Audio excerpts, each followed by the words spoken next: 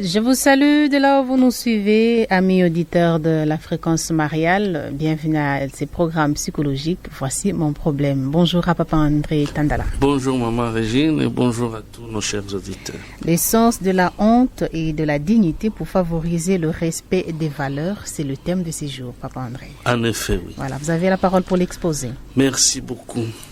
De nos jours, la question du respect ou du non-respect des valeurs est presque sur toutes les lèvres. Presque tout le monde en parle. Comment améliorer nos conditions de vie sans évoquer l'éradication de ce qui semble nous bloquer, les antivaleurs? Dans la présente causerie, voici mon problème. Je vous propose à vous, nos chers auditeurs, des éléments de psychologie susceptibles de nous éclairer pour ce qui concerne le respect des valeurs qui font d'un groupe d'hommes une société véritablement humaine.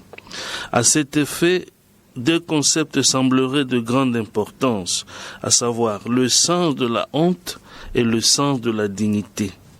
Notre attention sera focalisée essentiellement sur trois questions. Que faut-il entendre par une valeur? Que faut-il entendre par le sens de la honte? Et enfin, que faut-il entendre par le sens de la dignité? Alors, tout d'abord, qu'est-ce que c'est qu'une valeur? Une valeur est ce qui fait qu'une chose soit désirable et estimable. C'est l'aspect souhaitable de quelque chose, ce quelque chose pouvant être une personne, une chose, un événement, une idée, un type de comportement, etc., etc. Dans un groupe social donné, les membres ont en commun des idées, des concepts et des modèles de comportement qui constituent leur identité et leur cohésion, leur force d'unité, et définissent en même temps les objectifs qui rendent compte de l'existence de leur groupe. Ce sont là leurs valeurs, qui sont des critères d'évaluation et d'appréciation des agissements aussi bien des individus que de tous les groupes pris dans son ensemble. Étant donné le caractère multidimensionnel de la personne humaine et de son existence, de sa vie, les valeurs sont de plusieurs ordres, si bien que dans beaucoup de cas et dans beaucoup de systèmes socioculturels, on parle même de l'échelle des valeurs. Dans cet ordre d'idées, certaines valeurs peuvent être considérées comme étant supérieures à d'autres. Pour un groupe ou une société donnée, les valeurs se transmettent de génération en génération. Cela permet la perpétuation du groupe. C'est cela le sens de toute l'éducation. Le rôle et l'importance de toute action éducative consistent à transmettre aux jeunes individus les valeurs qui feront d'eux des hommes et des femmes responsables de la société de demain. L'altruisme, la bienveillance, l'autonomie, le respect de la vie privée d'autrui, le courage, le sens du sacrifice, le respect de la parole donnée, le respect du bien commun, la prière, le pardon, l'obéissance, le travail, le sens du mérite, la vérité, l'honnêteté. Ce sont autant de valeurs qui portent les gens à s'unir et à former des groupes sociaux dans l'objectif de maximiser leurs chances de survie et de perpétuer l'espèce humaine. L'histoire des peuples et des cultures montre suffisamment que c'est grâce à la promotion et au respect de toutes ces valeurs que les sociétés se sont développées et ont atteint des degrés très élevés de civilisation. Il n'y a pas de groupe humain qui se soit développé sans le respect de ces valeurs fondatrices de toute civilisation. À notre niveau, la question serait donc de savoir les mécanismes psychologiques sous-jacents à l'apprentissage des valeurs. Quel est le soubassement psychologique de l'apprentissage des valeurs? Comment un individu, depuis l'enfance, peut-il ou doit-il apprendre les valeurs, à se comporter selon les valeurs du groupe auquel il appartient? Selon certaines données de la psychanalyse, notre l'architecture de notre psychisme est telle que nous pouvons et devons apprendre les valeurs et les normes sociales et à nous les approprier. Nous sommes en quelque sorte nous sommes faits tels que nous pouvons et nous devons apprendre à incorporer, à nous approprier les valeurs de notre société. Qu'est-ce que cela veut dire? Cela veut dire ceci, que parmi les toutes premières choses que le petit enfant apprend de la vie, il en a deux particulièrement qui font de lui un être socialement acceptable. Ces deux choses sont la propreté et le renoncement à la satisfaction de son désir incestueux. Commençons par la propreté. Ici, la propreté, c'est pas seulement le fait de se laver les mains, le fait d'avoir un visage propre. La propreté dont il est question ici consiste essentiellement à savoir contrôler ses sphincters. C'est vers l'âge de 2 ans que l'enfant, grâce à l'éducation parentale, commence à comprendre qu'il n'est pas bon, sous peine de sanction, de faire ses besoins n'importe où et surtout pas dans ses habits. Ainsi, l'enfant apprend non seulement à se garder propre selon la volonté des parents, mais surtout à renforcer sa capacité à reporter la satisfaction de ses besoins. Interdire à l'enfant de faire ses besoins n'importe où et un peu plus tard, de manger n'importe où, n'importe comment, de n'importe quelle manière, de faire n'importe quoi, d'aller n'importe où, eh bien, tout cela lui apprend à retarder la satisfaction de ses besoins, tous les besoins en général, à attendre le lieu et le moment opportun, le contexte opportun pour satisfaire ses besoins. De la sorte, l'enfant apprend quelque chose qui fera de lui une personne très appréciée dans la société, tout en le rendant, n'est-ce pas, très utile pour ses semblables. Savoir se comporter et vivre, non pas tellement selon son bon plaisir, mais surtout selon ce que la société attend de lui. Grâce à l'éducation, l'enfant doit en quelque sorte passer de ce qu'on peut appeler de la morale et du plaisir, satisfaire ses besoins à n'importe quel prix, à n'importe où, qui est une morale du plaisir, qui est une morale égocentrique, passer donc de cette morale du plaisir à la morale du devoir, qui est altruiste. Ça me plaît, mais est-ce que la société me le permet? Est-ce que la société est d'accord avec ça? En d'autres termes, en acquérant la capacité de retenir ses excréments, l'enfant devient de plus en plus capable de se contrôler. Je veux dire, contrôler ses pulsions, ses énergies. Et par le fait même, il devient de plus en plus capable de se comporter selon ce qu'on appelle le principe de réalité. Savoir tenir compte du contexte, des moyens, de l'assentiment ou du consentement d'autrui pour satisfaire ses besoins. Et cela lui permet de dépasser le principe de plaisir.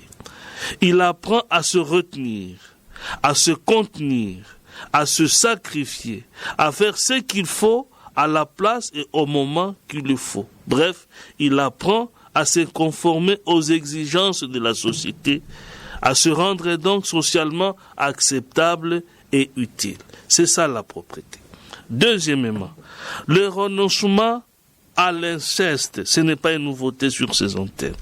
Posséder aussi bien psychiquement que physiquement le parent du sexe opposé est le plus grand rêve de tout enfant de 3 à 6 ans. Ce désir du parent du sexe opposé s'accompagne toujours du désir de la disparition ou tout au moins de l'absence physique du parent du même sexe. Car le parent du même sexe empêche par sa présence physique la réalisation du rêve incestueux. Mais s'il est vrai que le rêve ne se réalise pas à cause de la présence malencontreuse du parent du même sexe, il n'en reste pas moins vrai que le désir est toujours présent. Par crainte du parent du même sexe, l'enfant renonce au parent du sexe opposé, oublie l'affaire et se soumet à ses parents, se soumet aux parents. Dans tout cela, le plus important est que, en acceptant de se soumettre aux parents, l'enfant accepte de se conformer aux normes de la société.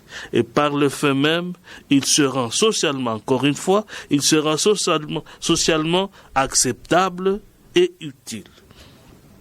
Bref, théoriquement parlant, quiconque refuserait de se soumettre à ces deux normes qui sont la propriété et la prohibition de l'inceste s'exposerait automatiquement au risque de se faire bannir de la société.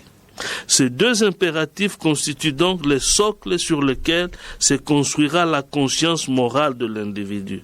Leur intériorisation signe le début de la culture et de la civilisation en tant que tel, ce qui distingue l'homme de la bête. Le refus de la morale du plaisir au profit de la morale du devoir ou de la réalité, ainsi que le renoncement à l'inceste, sont les normes fondatrices de toute société humaine.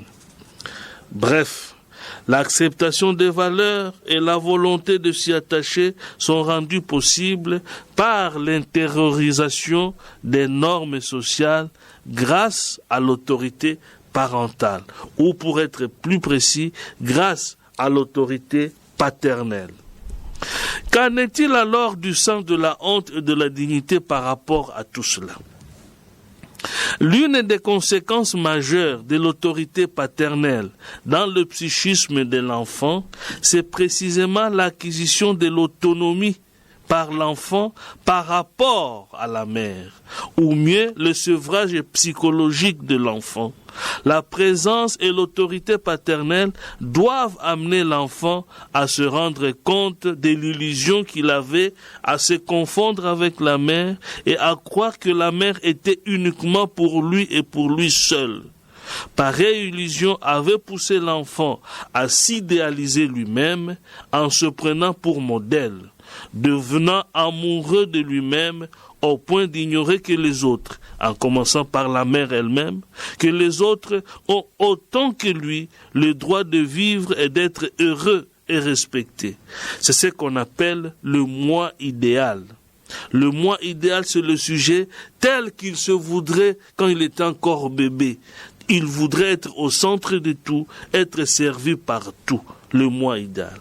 Mais grâce à l'autorité paternelle, le moi de l'enfant se redimensionne. Peu à peu, il apprend à comprendre la réalité et surtout à l'accepter. Cette équilibration de son monde psychique porte le nom de l'idéal du moi. Donc, du moi idéal à l'idéal du moi. Ainsi donc, en chacun de nous, il y a ces deux, le moi idéal et l'idéal du moi. Le moi idéal est le vestige de notre narcissisme primaire, le reste de l'amour exagéré que nous avions pour nous-mêmes avant d'avoir rencontré l'autorité paternelle. Le moi idéal nous pousse facilement à nous occuper un peu trop de nous-mêmes, au point d'oublier assez facilement les droits d'autrui et nos obligations envers la société. Par contre, l'idéal du moi nous rappelle sans cesse que nous ne sommes pas seuls au monde et que nous devons tenir compte d'autrui. Autrui a droit de vivre autant que nous. C'est au niveau du moi idéal et du idéal du moi qu'il faut situer donc le sens de la honte et de la dignité. La honte est le sentiment qui naît de la conscience de n'avoir pas été à la hauteur de l'idéal.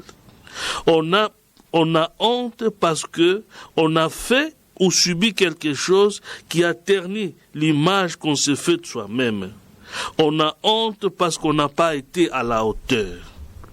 Par contre, le sens de la dignité ou de l'honneur est l'expression d'un sentiment de satisfaction pour avoir été conforme à son idéal. Quand on a fini les études, par exemple, ou bien quand on s'est marié, on appelle frères et amis pour fêter, pour célébrer, parce qu'on se sent digne. On a de l'honneur pour avoir été conforme à son idéal. Le sentiment de honte et le sens de la dignité sont fonction à la fois de l'idée qu'une personne se fait d'elle-même et de la façon dont elle perçoit le regard des autres sur elle. Quiconque ne peut pas éprouver de la honte, insensible au regard critique et parfois même moqueur de la société, insensible à la souffrance, au martyr de la société, eh bien, n'a pas en réalité un authentique sens de dignité. C'est une personne terre à terre, excusez-moi le mot, terre à terre, qui dans la plupart du temps vit de la morale et du plaisir. Tout ce qui l'intéresse, c'est de satisfaire ses besoins et ses besoins essentiellement physiologiques. Les valeurs auxquelles il aspire, un homme comme ça, sont aussi basses que l'idée qu'il se fait de lui-même. Son surmoi est trop faible ou alors trop fort, trop inhibant pour lui permettre de se former un caractère qui puisse faire de lui une personne capable de discipline, une personne honnête, équilibrée, et devenir ainsi apprécié et utile dans la société. Alors que le moi idéal nous porte à nous contenter de l'éphémère, du présent, l'idéal du moi se caractérise par le fait qu'il place très haut la barre de nos valeurs et du sens de notre dignité. Vivre permanemment en contradiction avec ces valeurs, cela pourrait être un symptôme de l'absence psychologique de la figure paternelle. On peut fouler aux pieds, n'est-ce pas, fouler aux pieds ces valeurs, même celles qui sont supposées être les plus sacrées, fouler aux pieds les droits d'autrui, se soucier très peu ou pas du tout de sa progéniture, abandonner ses parents alors qu'ils sont affaiblis par l'âge, vivre continuellement dans la tricherie et le mensonge, vivre continuellement aux dépens des autres, parfois sous les dos des autres, dans le sang de l'autre. Autant de symptômes donc que le père est psychologiquement absent et que les normes sociales sont une sorte de vernis qui n'a rien à faire avec notre culture et notre tempérament. Ce sont des symptômes que nous n'avons pas incorporés, les normes sociales, mais que celles-ci ne sont qu'une imposition de l'extérieur qui n'a rien à faire avec notre être profond, notre personnalité authentique, et que, à la moindre occasion, nous sommes prêts à la déloyauté et à nuire à autrui. Le degré de notre attachement aux valeurs censées fonder nos familles et nos diverses communautés et le degré de loyauté que nous avons à pratiquer ces valeurs, eh bien, sont un signe de notre sens de la honte et de la dignité. Ils sont un signe de l'idée que nous avons de notre propre valeur. Je vous remercie beaucoup. Merci, Papa André. Tandala, Emmanuel Kinafumo, qui nous assiste à la technique, va nous proposer un cantique avant de recevoir les questions.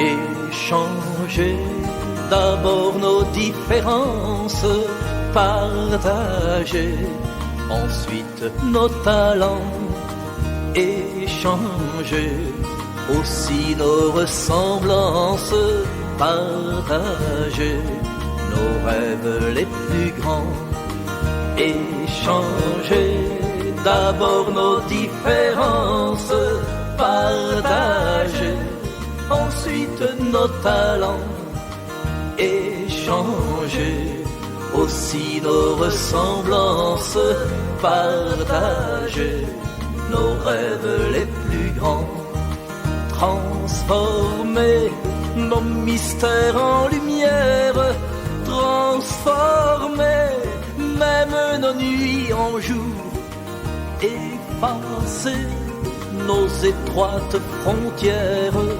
percevoir le grand vent de l'amour, échanger d'abord nos différences, partager ensuite nos talents. Merci pour ces cantiques. Échanger d'abord nos différents. Merci à Emmanuel Kinanfumo qui nous propose ces beaux cantiques de Jean-Claude Guianada. Appelez-nous pour poser vos questions au 082 016 35 12 au 090 68 16 742 084 10 78 364 et le 09 98 23 97 23. Vous nous écrivez au 081 99 66 098. Nous parlons aujourd'hui du sens de la honte et de la dignité pour favoriser le respect des valeurs. Voilà le thème de ces jours. On va déjà recevoir le voice je crois c'est Joseph Desmarie. On va l'écouter dans quelques secondes. Bonjour Maman Régine, bonjour Papa Etandala et merci pour cette belle émission psychologique. Est-ce que pour garder sa dignité, il faut avoir le sens de la honte? Est-ce que les deux concepts marchent de pair? Voici maintenant ma première question. Est-ce que éprouver de honte ou éprouver de la honte en rapport avec les représentations groupales au sein de la psyché est logique psychologiquement parlant, papa? C'est-à-dire, est-ce qu'il faut éprouver de la honte ou de honte seulement dans le groupe et en dehors du groupe, en dehors de la société, on ne peut plus éprouver de honte? Ma deuxième question. Entre l'émotion brute, blessant, le narcissisme, et l'intégrité narcissique, où se place entre ces deux la honte? Pour terminer, vous, en tant que psychologue, une femme débarque dans votre bureau chez vous et vous raconte sans honte ce que son mari lui fait sur le plan sexuel. Et tout d'un coup, c'est vous, le psychologue, qui éprouvez la honte à la place de cette femme. Et même la honte de travailler avec elle psychologiquement, de l'accompagner sur le plan psychologique. Comment expliquez-vous cela? Merci pour le moment, je m'arrête là. Merci beaucoup. Merci au frère Joseph Desmarie. Pour garder sa dignité, faut-il garder le sens de honte, le sens de la honte? Est-ce que les deux vont de pair? Les deux vont de pair. Parce que si nous avons un idéal de moi élevé, eh bien nous allons viser très haut. Nous nous sentirons plus attirés par les valeurs les plus élevées telles que l'altruisme, le sens du sacrifice, la vérité, la beauté, etc., etc. Si bien que rater ces valeurs va nous renvoyer donc une image réelle de nous-mêmes comme quoi nous n'avons pas été à la hauteur et cela peut nous amener à un sentiment de honte. Éprouver de la honte seulement dans le groupe, non, ça serait la peine perdue. Normalement, quand on parle de la honte, c'est en quelque sorte, c'est la sanction du père, on peut appeler ça comme ça. Parce que c'est le père ici, c'est la voix de l'autorité parentale, le père en particulier, qui nous transmettent la voix de la société. Donc la moralité. Alors quand je suis même seul dans ma chambre, même dans mon lit seul, je me dis, là au travail je n'ai pas bien fait mon devoir. En quelque sorte c'est l'autorité paternelle qui me reprouve, qui me dit André tu n'as pas fait ton devoir. Donc la honte c'est la sanction négative du père. Alors que le sens de la dignité, de la fierté, d'honneur, c'est la sanction positive du père. Félicitations mon fils. De même que mon père me félicite quand j'ai troisième. Ah, félicitations, tu as bien écrit la lettre A, c'est très bien. De même que j'emmagasine du crédit pour éprouver ce sens d'honneur. Donc, il ne serait pas normal de n'éprouver de la honte seulement quand on est en face de l'autre. Même seul, sous sa douche, on se souvient de ce qui n'a pas été pendant la journée au travail, eh bien, il faut se faire une petite remarque négative. entre l'émotion brute et le narcissiste, je ne comprends pas ce que ça veut dire. Vous avez, excusez-moi, forgé un peu de mots que j'aurais besoin que vous m'expliquiez un peu cette psychologie-là.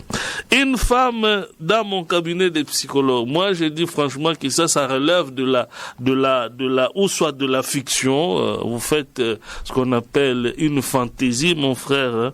Alors moi j'ai posé une question concrète. Il ne faut pas qu'une femme vienne me parler. La sexualité fait partie de la vie. Si je suis une personne équilibrée et quelqu'un me parle, il a des problèmes typiquement sexuels. J'en ai déjà rencontré beaucoup. J'ai accompagné des dames, des messieurs, n'est-ce pas, parce qu'ils avaient des problèmes sur le plan conjugal, ils avaient certaines difficultés. Alors on les a accompagnés, on les a suivis et les choses se sont améliorées plus ou moins. Donc moi, je ne me vois pas frustré, n'est-ce pas, qu'une femme dans mon cabinet qui a besoin d'aide me parle de sa vie intime avec son mari. Moi, je ne me sens pas gêné parce que c'est quand un médecin doit opérer une femme, un homme, une personne sur ses parties génitales, est-ce que il doit dire 30 Ave Marie pour devoir opérer les parties génitales de son patient? Non. Si c'est une personne équilibrée, il le fait parce qu'il sait que c'est son devoir d'aider les gens dans ce sens-là. Moi, ça ne me gêne pas. Alors, je vous invite à ne pas poser des questions relevant d'une certaine fiction. Merci. Merci Papa André. On va prendre un autre texto. Bonjour Maman Régine, bonjour à Papa André. Merci pour le sujet du jour. Que diriez-vous à ceux qui n'ont plus honte, qui disent la honte ne tue pas? Est-ce que dans leur tête ça fonctionne ou bien ils déraisonnent? Parce qu'un homme normal ou bien une femme doit avoir honte. Mais ceux qui ont perdu le sens de la honte, qu'est-ce qu'il faut dire? Comment faut-il les regarder? C'est Micheline qui nous écrit. Normalement, je suis très content de la dernière partie. Comment faut-il le regarder? Regardez sans de le considérer. Oui.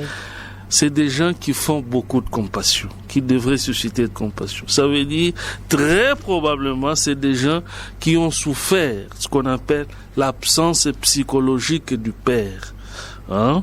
Donc le père était tellement absent qu'ils n'ont pas incorporé les normes sociales. C'est malheureusement, ça arrive beaucoup, dans beaucoup de cas, des gens comme ça, qui sans honte, sans pudeur, ils ne se gênent pas, ils peuvent insulter, être grossiers, n'est-ce pas, injurier les autres, piétiner les autres, fouler aux pieds leurs droits. Ça ne lui dit absolument rien, c'est dans la norme. Pourquoi? Parce que il y a ce qu'on appelle l'absence psychologique du père. C'est des gens qui devraient se faire suivre en quelque sorte. On va prendre aussi le texte de maman Ramisha qui nous écrit: bonjour Radio Maria, bonjour à Papa André, parlons de la propriété. Il y a des enfants qui n'aiment pas se laver à un certain âge. C'est dû à quoi? À beaucoup de facteurs, des caprices de l'enfant. Un enfant, je connais, quand c'est maman qui doit le laver, eh bien, il fait beaucoup de caprices. Quand c'est papa, non, il se soumet, il est vraiment ponctuel. Quand c'est un grand frère, ponctuel. C'est la grande sœur, mais quand c'est maman, non. Voilà. Donc, il dit à maman, toi, on se connaît, avec toi, on ne se connaît pas sur ce terrain. C'est un peu ça. Donc, il y a des enfants comme ça dépend de beaucoup de facteurs, hein. Un peu ça. Voilà. Bonjour, maman. Peut-être citer quelques facteurs pour aider notre maman. C'est ce que je viens de dire. L'histoire de l'enfant avec la maman. Okay. Il y a des enfants qui n'aiment pas parce que ils n'ont pas été habitués à ça. À 9, 10 ans, il faut toujours crier. Va te laver. Et parfois, il fait semblant d'y aller puis il s'assoit. C'est la négligence, oui. L'histoire de l'enfant avec la personne, l'adulte en question, c'est un peu ça. Bonjour, maman Régine. Bonjour, papa André. Merci beaucoup pour l'émission. Que Dieu vous bénisse. C'est Myriam Ngoya qui nous écrit. Merci beaucoup. Aidons la Vierge Marie à nous aider. Voilà. Vous nous appelez au 082 016 35 12, au 090 68 16 742, 084 10 78 364 et le 09 98 23 97 23. Nous recevons vos questions par message ou WhatsApp au 081 99 66 098. Bonjour Papa André. Les adultes qui ont du mal à se laver, qui sont sales, mais ne se considèrent pas. Cela remonte à leur enfance ou comment? Deuxième question, comment aider nos enfants à demeurer dans la propreté, car la plupart se plaît à être sales, il faut toujours crier. C'est dû à quoi au juste? Je viens de vous prendre... voilà. Le texte n'est pas signé. Écoutez, la propreté des adultes qui n'ont pas, qui ne sont pas enclins à se laver, n'est-ce pas? Ça dépend beaucoup. Parfois, on peut croire que c'est une question banale. Non, c'est une question très très profonde, celle-ci. Eh bien, le fait de prendre soin de soi-même relève de beaucoup de facteurs. Je vais en souligner deux. D'abord, ce qu'on appelle dans une certaine, on va dire, typologie, une façon de considérer les gens, il y a un facteur qu'on appelle l'activité. Donc, la facilité plus ou moins grande de passer à l'action. Il y a des gens qui ont cette facilité de passer à l'action. Il y a quelque chose à faire, ponctuellement il le fait. Il y en a d'autres, bon, on verra. Je vois d'abord ma série. Non, je fais d'abord ça. Non, je coupe d'abord les ongles. Et puis je fais une causerie à gauche. Donc, le passage à l'action est trop coûteux pour des gens comme ça. C'est ce qu'on appelle les paresseux ou les non-actifs. Alors que les actifs, eux, c'est vite fait. Ils sont presque toujours autant, sinon vraiment en avance par rapport à leurs activités. Ça, ce sont des actifs. Alors, une personne paresseuse peut mettre du temps de se décider à aller se laver.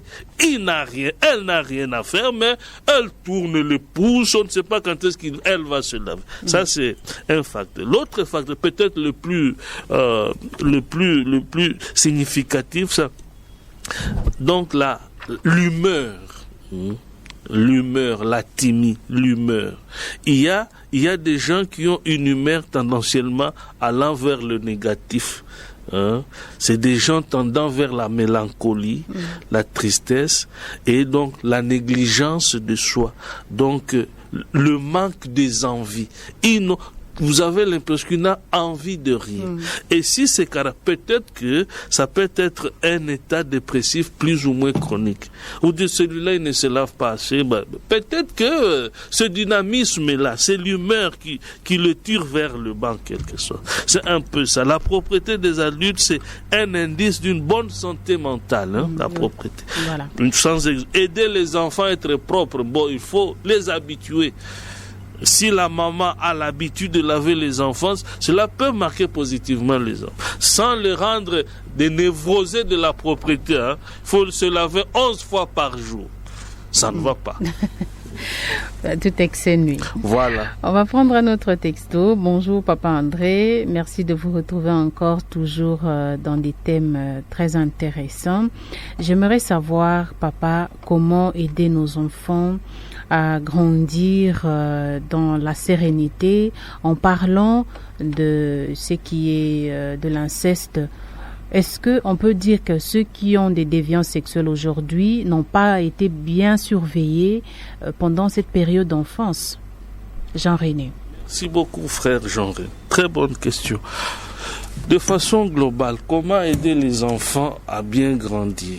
Eh bien, les enfants sont un produit de nos familles, de notre famille. Dites-moi comment se comporte cet enfant-là et je vais vous dire très approximativement, n'est-ce pas, en termes de statistiques, 40, 50, 60, 75%, comment il a vécu dans sa famille, ou comment il vit dans sa famille. Donc, comment aider les enfants à grandir? Eh bien, vivons nos valeurs humaines, citoyennes, chrétiennes dans nos familles. N'attendez pas que votre enfant soit dévot de la Vierge Marie alors que vous, son père, sa mère, vous ne lui avez jamais appris à prier le chapelet. Ça ne va pas. N'attendez pas que votre enfant ait de la compassion envers les pauvres qui souffrent, alors que vous, du matin au soir, vous ne faites que vous moquer des pauvres. Les paresseux souffrent, c'est bien, ils souffrent, mais vous vous moquez des pauvres. Quand un pauvre s'amène, qu'il soit un frère, un ami, la première chose de le dénigrer, vous moquez de lui. Donc, une façon d'apprendre aux enfants à se moquer, à être dur envers ceux qui souffrent. Donc, vivons nos valeurs et cela va, entre guillemets, n'est-ce pas, contaminer, si vous voulez, se transmettre à nos enfants. C'était ça la question. Hein. Donc, comment aider les enfants à vivre, et les enfants qui vivent des déviations sexuelles. Deuxième question, déviation sexuelle. Ça peut être que le rapport enfant-parent n'a pas été très positif. Ça peut être ça. Tout comme le parent s'est bien comporté, l'enfant de le bas âge a eu une bonne éducation, mais avec le temps, l'enfant s'est laissé, n'est-ce pas, corrompre par la société. C'est un peu ça. Thérèse nous écrit: bonjour Papa André, quelle est la différence entre la honte et la pudeur? Nos sœurs et nos mères qui s'habillent très mal aujourd'hui ont-elles perdu la honte ou la pudeur?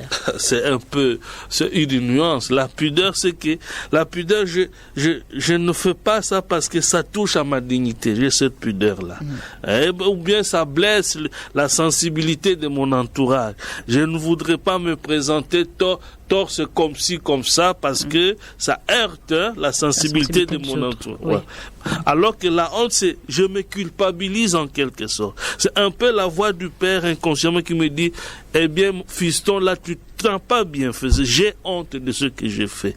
Ou j'ai honte de ce qu'on m'a fait subir parce que ça a terni mon image. C'est un peu ça. Voilà, on va écouter le voice encore de Joseph de Marie qui revient. On va l'écouter dans quelques secondes.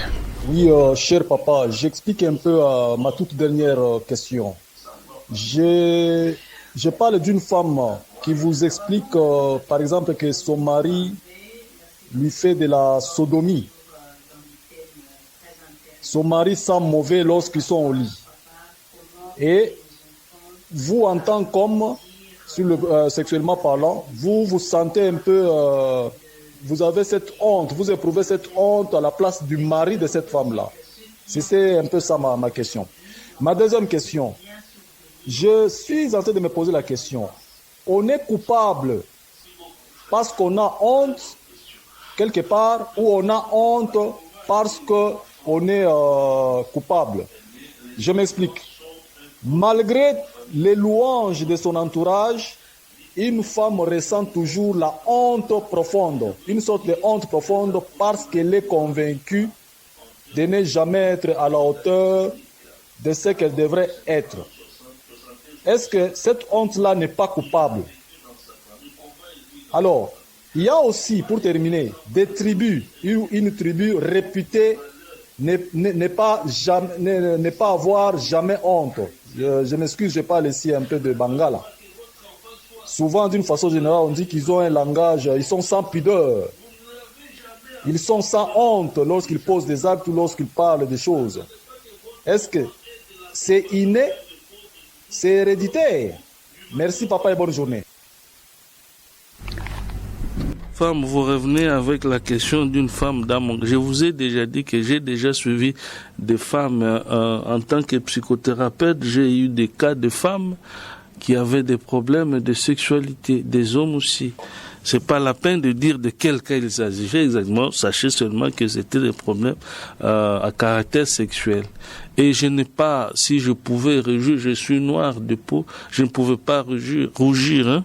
Je n'ai pas eu honte, je ne me suis pas gêné d'entamer, d'aborder cette question-là parce que j'étais dans mon rôle.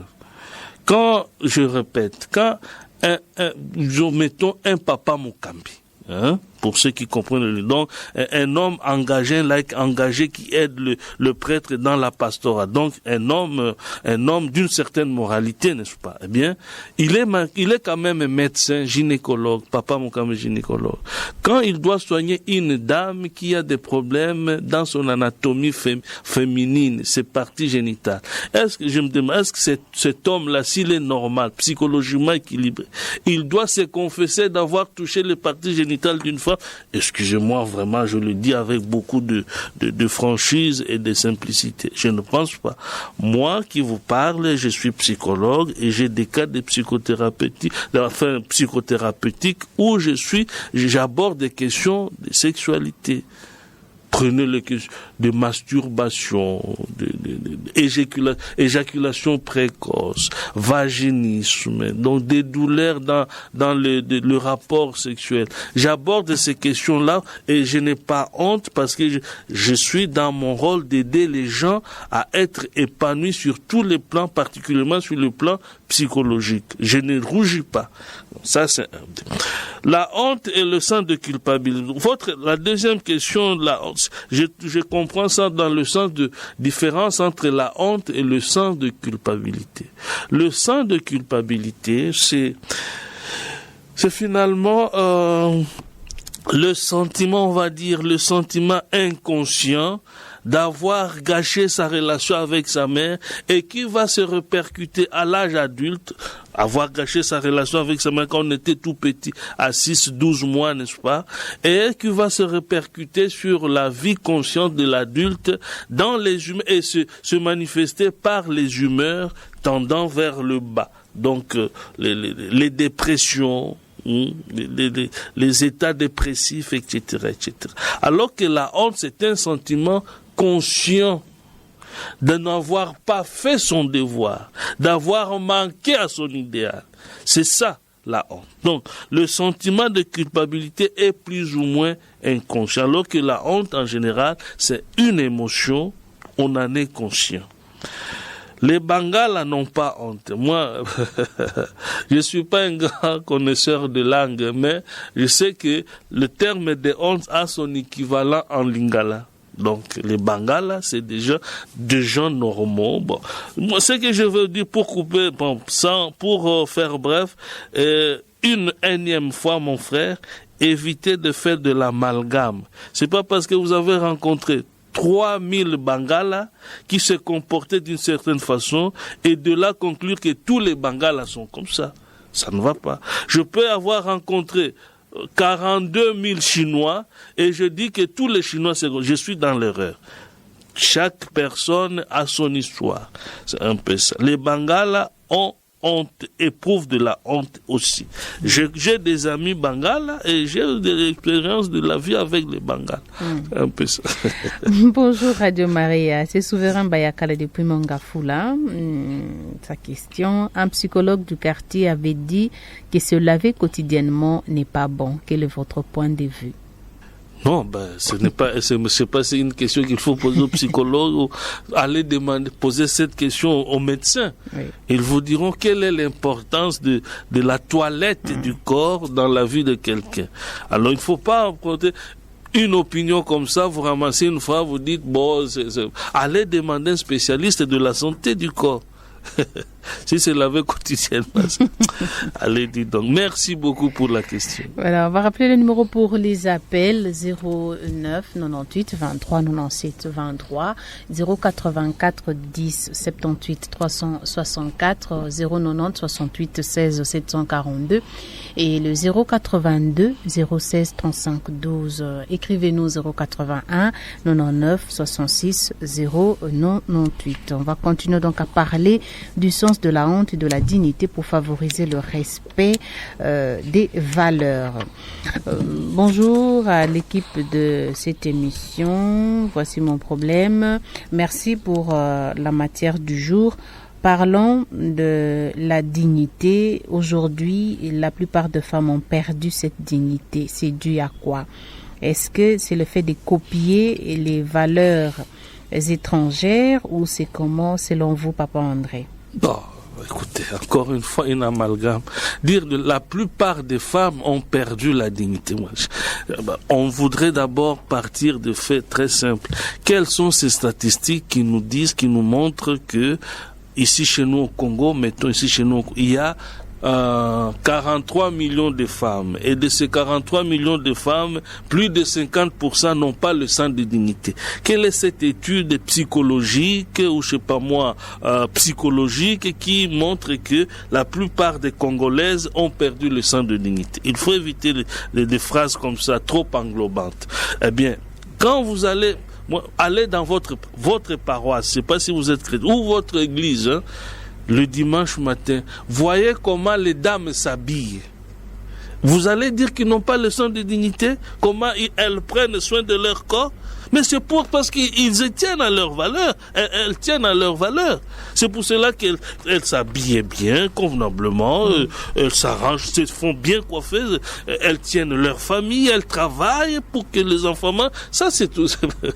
Allez. C'est pas parce qu'une dame s'est comportée comme ça, elle a vendu son corps parce qu'elle avait besoin du savon pour les enfants. Alors, de là, vous dites, la plupart des femmes ont perdu le sens de... Moi, je ne suis pas vraiment d'accord avec cette façon de voir les choses. Merci beaucoup, Papa André. Peut-être que la question était mal formulée, généralisée. Et si on doit peut-être restreindre un peu l'idée, dire que les femmes, là, c'est cette catégorie-là qui perdent cette valeur, c'est dû à quoi? Ce n'est pas une exception, les femmes. Les gens qui n'ont pas le sens de dignité, c'est partout, dans tous les... sexuellement, dans toutes les religions, dans toutes les catégories sociales, dans tous les sexes, il y a des hommes qui n'ont pas le sens de dignité. Alors vous allez me demander pourquoi est-ce que les femmes c'est humain. Comme un homme peut injurier, une femme peut injurier. Un homme peut être respectueux, une femme peut être respectueuse. Un homme peut tromper son épouse, une femme peut tromper son époux avec un autre. Donc c'est humain. La faiblesse est humaine. Et on ne peut pas dire qu'il y a des faiblesses typiquement féminines. Ça va rester vraiment une matière à prouver. Que telle faiblesse, mettons le mensonge, est typiquement féminin. Et telle vertu est typiquement féminine. Ça veut dire l'honnêteté est typiquement masculine. Moi, j'aurais voulu qu'on fasse un débat comme ça. On va prendre un autre texto. Bonjour Radio Maria, merci pour ces beaux thèmes sur le sens de la dignité et des valeurs. Je me pose toujours la question de savoir ce qui est à la base de la honte. Quand on dit il y a de la honte à être heureux tout seul. Lorsqu'on est heureux, on doit se réjouir, on doit en être fier. Mais cet adage qui dit qu'il y a de la honte à être heureux tout seul, parfois me bouleverse. Est-ce que vous pouvez m'aider? C'est Bénédicte Ikanza. Merci beaucoup. Le fondement psychologique de la honte, c'est le sens, donc l'idéal, le moi idéal et l'idéal du moi. Quand on est conscient de la différence entre le moi idéal et l'idéal du moi, eh bien, on peut éprouver, si on est éduqué d'une certaine manière, on peut éprouver ce sentiment de honte. Je n'ai pas été à la hauteur. C'est ça le fondement psychologique, en tout cas psychanalytique du sentiment de honte. La différence, la conscience de la différence entre ce qu'on doit être et ce qu'on est, le réel du moi et l'idéal du moi. C'est ça la honte. La deuxième partie, comment... Il y a de la honte à être heureux tout seul. Ouais, ça veut dire, c'est probablement une façon de dire que l'homme est un être collégial, communautaire. Alors si vous avez de bonnes raisons d'être heureux, sentez-vous heureux dans une communauté, dans votre communauté de vie. Vous ne pouvez pas vous barricader, faire votre vie tout seul et dire pendant que les autres souffrent et vous déclarer heureux. Non, c'est pas possible. Ouais. Et quand, je pense qu'on va y revenir, quand on a parlé de la gestion, la reconnaissance et la reconnaissance et la gestion de nos émotions, on a parlé de 4 émotions fondamentales, dont la joie. Et le propre de la joie, c'est d'exulter communier, appeler les autres à se joindre à vous. C'est donc, quand on est heureux, on est joyeux, on a tendance à aller vers les autres, à ouvrir son cœur, ses portes, ses bras pour accueillir les autres. Donc, psychologiquement parlant, on voit mal qu'une personne heureuse soit solitaire. C'est un peu contradictoire. Le bonheur, c'est toujours avec. La joie, c'est toujours avec. Alors que la tristesse tend à vous isoler d'autrui. C'est un peu ça. Merci, Papa André. Nous tendons vers la fin de cette émission. On va prendre peut-être le tout dernier texto. Bonjour à toute l'équipe de cette émission. Voici mon problème. Juste remercier Papa André et poser cette question qui me perturbe toujours. Comment aider nos enfants à ne plus uriner jusqu'à un certain âge? Je parle de ma fille qui a maintenant 13 ans. Qu'est-ce qu'il faut faire pour qu'elle arrête d'uriner? Merci beaucoup, c'est une question très importante. Aller chez le médecin, que le médecin fasse un examen, des analyses et qu'il donne les résultats pour dire si oui ou non il y a un problème organique. Est-ce que c'est dû à la physiologie de l'enfant, à son anatomie ou quoi? L'énurésie est un problème classé parmi les troubles les troubles du sommeil. Donc faire ses besoins, faire pisser pendant que l'on est en profond sommeil, c'est un trouble de sommeil. Alors, si le médecin dit que l'anatomie, la physiologie, sur le plan physiologique, anatomique, tout va très bien, alors on peut voir un psychologue et le psychologue aussi fera son travail. Mais sur le plan familial, il faut voir comment l'enfant s'alimente peu avant d'aller au lit. Quelle quantité d'eau il boit avant d'aller au lit. Ou comment elle passe sa journée, tout ça. Voilà. On termine avec ces voices. Oui, pour terminer, cher papa, vous parlez de la dignité humaine. Mais, en fait, vous parlez de la dignité de l'homme. Mais moi, je pense qu'on ne doit pas, sur le plan psychologique, se limiter seulement à la dignité de l'homme, mais on doit passer de la dignité de l'homme à la dignité humaine, papa. Et c'est là, et c'est ce qui est important. Alors, Adam et Ève ont éprouvé une sorte de honte dans le jardin d'Éden. Comment on peut faire une sorte de psychanalyse ou une sorte de clinique sur ces deux personnages? Leur honte était située à quel niveau? Parce qu'ils étaient nus ou ils avaient tout simplement honte d'affronter Dieu? Je ne comprends pas. Merci, papa. Merci beaucoup à vous, frère Joseph de Marie. Quand je parle de la dignité de l'homme, je vois l'homme comme être humain, comme personne humaine, donc féminin et masculin à la fois. La dignité humaine, ça revient au même. Alors, je ne voudrais pas entrer dans une querelle de concepts comme au Moyen-Âge. Adam et Ève. Quand dans le petit exposé, j'ai cité les valeurs, je me rappelle bien, j'ai cité entre autres l'obéissance, le respect de la parole donnée. Eh bien, Adam et Ève avaient reçu de Dieu le commandement de ne pas faire certaines choses. Mais sous l'investigation du malin, ils ont désobéi à Dieu. Donc, parmi leur idéal, ou les valeurs qui faisaient leur idéal, il y avait l'obéissance. Ayant manqué à cet idéal-là, il était normal qu'ils éprouvent ce sentiment de honte. Et je dis la honte, c'est la conscience d'avoir manqué à son idéal. Et Adam et Ève avaient honte du fait que ils ont reconnu leur misère devant Dieu, qui leur avait pourtant tout donné, mais ils ont désobéi. Donc, la honte d'Adam et Ève, ça s'explique du fait qu'ils ont reconnu avoir manqué à leur idéal. C'est un peu ça. Pour terminer, Papa André, oui. Un dernier mot.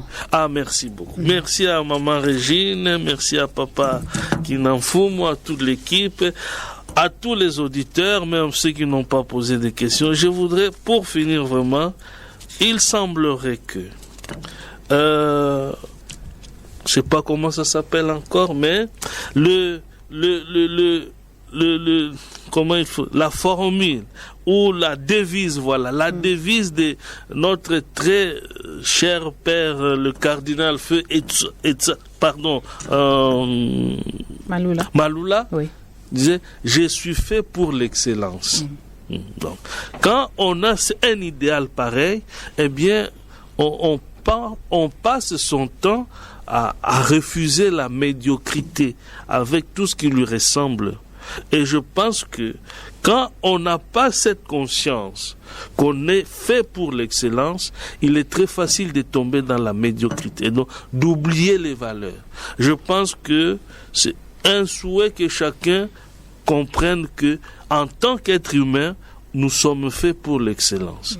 Et nous ne pouvons pas incorporer les valeurs, donc nous approprier les valeurs qui sont censées rendre nos sociétés, nos groupes et nos familles, nos assemblées, n'est-ce pas, plus humaines, plus, on va dire, plus chrétiennes, tout ce que vous voulez, si nous ne sommes pas capables de comprendre que nous sommes faits pour l'excellence. Comprendre cela, c'est déjà beaucoup, et le pratiquer, c'est encore mieux. Je vous remercie. Pour qui voudrait appeler, on peut faire les 085 044 22 39 ou bien le 082 20 029 18. Merci et à très bientôt. Merci beaucoup, Papa André Tandala. Chers auditeurs de Radio Maria, nous voici à la fin de l'émission Voici mon problème. Nous avons parlé du sens de la honte et de la dignité pour favoriser le respect des valeurs. Merci de nous avoir suivis, surtout d'avoir participé à cette émission. On va se retrouver le mardi prochain, rediffusion chaque dimanche à partir de 13h.